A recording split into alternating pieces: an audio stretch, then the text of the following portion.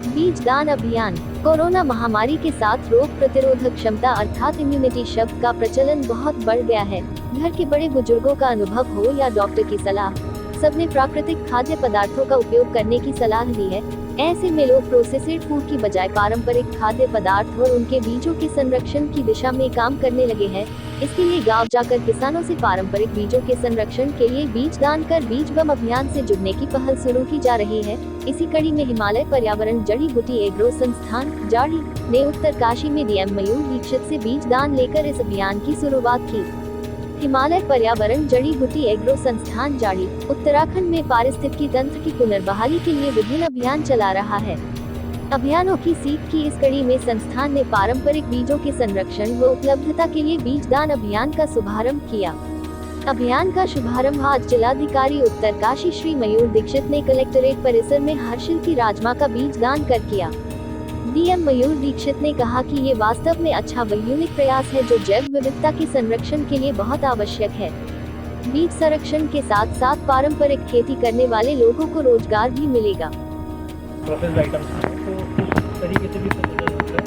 दूसरा कंजर्वेशन के एस्पेक्ट में भी बहुत अच्छा है क्योंकि ट्रेडिशनल क्रॉप्स में बीमारियाँ कम लगती हैं क्योंकि वो वेदर की ही बड़ी होती है।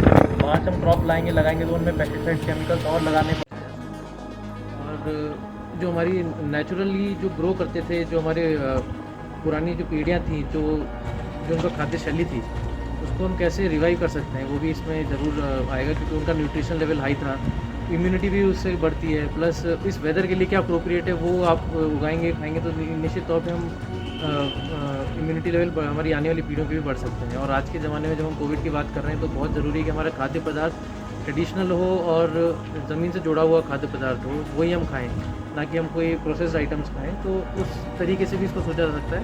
दूसरा कंजर्वेशन के एस्पेक्ट में भी बहुत अच्छा है क्योंकि ट्रेडिशनल क्रॉप्स में बीमारियाँ कम लगती हैं क्योंकि वो उस वेदर की ही बड़ी होती हैं। बाहर से हम क्रॉप लगाएंगे तो उनमें पेस्टिसाइड्स केमिकल्स और लगाने पड़ेंगे ताकि उनके हम यील्ड ला सकें। तो और निश्चित तौर पे हमारे जो बच्चे हैं उनको भी इस बारे में थोड़ी जागरूकता बढ़ेगी तो हो सकता है कल को कोई इस बारे में कोई प्रोसेसिंग लगा करना चाहे, इसकी खेती से कोई जोड़ना चाहे अपने आप को, तो उसे रोज़गार में भी अपने आप में काफ़ी इम्प्रूवमेंट होगा। कुल मिला के आप लोगों का बहुत अच्छा इनिशिएटिव है। और मैं आज अर्थ डे के अवसर पर जाड़ी संस्थान के द्वारा शुरू की गई मुहिम बीज दान अभियान को जिलाधिकारी उत्तरकाशी श्री मयूर दीक्षित जी ने बीज दान करके अभियान का शुभारंभ किया।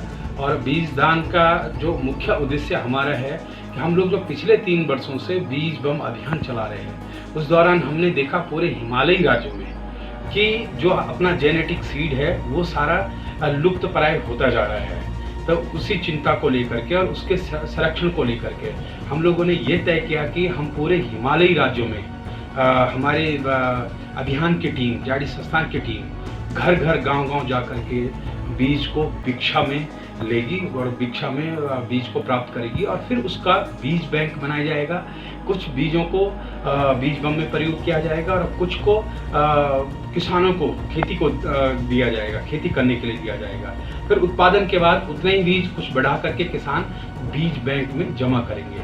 और हमारा लक्ष्य है कि हम उत्तरकाशी में देश स्तर का एक जेनेटिक सीड बैंक बनाने की कोशिश करेंगे और उसके लिए अभियान आज से शुरू हो गया। और हमारी टीम घर घर गांव-गांव जा कर के जो हमारी पुरातन संस्कृति रही है भिक्षा मांगने की, अदला बदली की, बीजों के अदला बदली की, न कि व्यापार की, उसके पुनर्स्थापना के लिए काम करेगी।